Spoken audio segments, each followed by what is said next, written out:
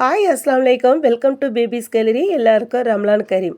இன்றைக்கி நம்ம முடக்கத்தான் தோசையை பற்றி தான் நம்ம பார்க்க போகிறோம். இந்த முடக்கத்தான் இலை இது மருத்துவ குணம் வாய்ந்த இலை. இது வில்லேஜ் சைடு இது வேலிகளில் படர்ந்துருக்கும். இது பார்த்தா வேப்பிலை மாதிரியே தான் இருக்கும். இந்த இலை ரொம்ப நல்லது.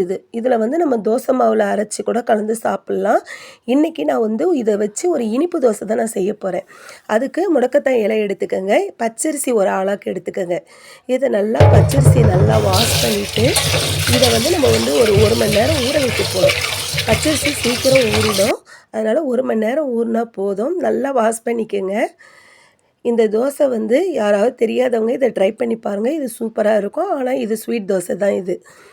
முடக்கத்தான் இலையும் க்ளீன் பண்ணி வச்சுருக்கேன். இதை நல்லா வாஷ் பண்ணிவிட்டு அதுக்கு பிறகு மிக்ஸி ஜாரில் மாற்றிக்கங்க. ஊறிடுச்சு. கொஞ்சம் சோம்பு, அதாவது பெருஞ்சீரகம் கொஞ்சம் சேர்த்துக்கங்க. சேர்த்து இதை தண்ணி ஊற்றி கொஞ்சம் அரைச்சிக்கங்க. அரைச்ச பிறகு அதுலேயே அந்த முடக்கத்தான் இலையும் போட்டுக்கங்க. இந்த இலை கிடச்சிச்சின்னா கண்டிப்பாக வாங்கி நீங்கள் செய்யுங்க. இது முடக்குவாதத்தெல்லாம் நீக்கக்கூடியது.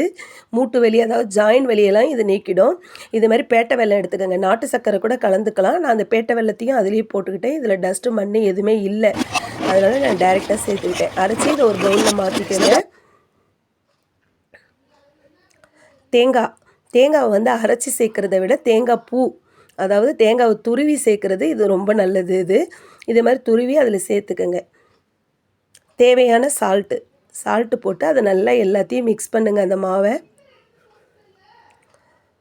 இந்த ஸ்வீட் தோசை ட்ரை பண்ணி பாருங்கள். இது சூப்பராக இருக்கும்.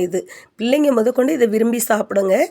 என்னம்மா தோசை பச்சையாக இருக்குதுன்னு சொல்லி விரும்பி சாப்பிடுங்க. இது ரொம்ப உடம்புக்கு ஹெல்த்தியான தோசை.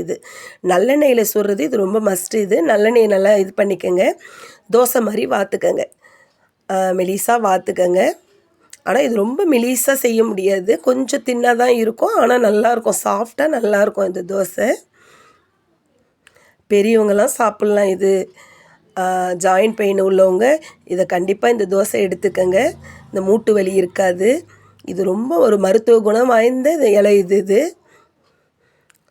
முடக்கத்தான் இலை தோசை சூப்பராக ரெடி ஆகிடுச்சு. பாருங்கள் எவ்வளோ சூப்பராக இருக்குது பாருங்கள். இது கிடச்சிச்சின்னா நீங்கள் மிஸ் பண்ணிடாதீங்க. இதை வாங்கி ட்ரை பண்ணுங்கள். எப்படி இருந்துச்சு முடக்கத்தான் தோசைன்னு கமெண்ட்டில் சொல்லுங்கள். என்னோடய சேனல் உங்களுக்கு பிடிச்சிருந்துச்சுன்னா லைக் பண்ணுங்கள், ஷேர் பண்ணுங்கள், சப்ஸ்கிரைப் பண்ணுங்கள். அப்படியே பக்கத்தில் உள்ள பெல்லை தட்டி விட்டு போங்க. அப்போ தான் நான் போடுற வீடியோ நோட்டிஃபிகேஷனில் வரும். ஓகே, பாய்.